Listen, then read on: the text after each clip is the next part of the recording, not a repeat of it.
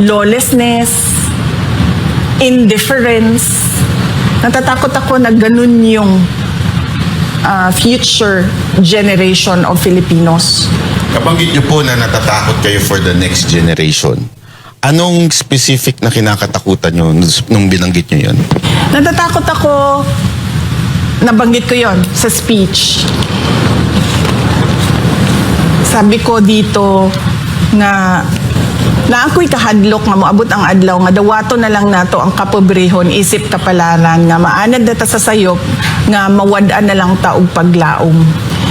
Natatakot ako na tanggapin na lang nila ba na yung mga kabataan, tanggapin na lang nila pinanganak akong mahirap, mabubuhay akong naghihirap, mamamatay akong isang mahirap. Hindi ko gusto yun para sa ating mga anak. Tapos natatakot ako na tatanggapin na lang nila kahit mali, okay lang. Tulad ng nangyayari ngayon, ang laki nung ninakaw sa budget natin.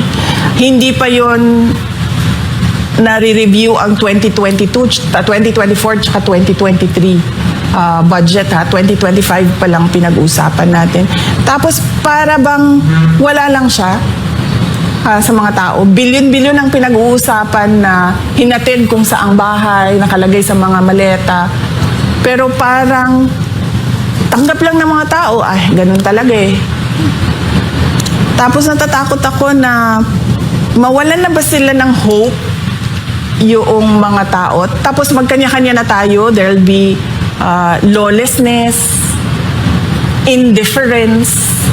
Natatakot ako na ganun yung future generation of Filipinos.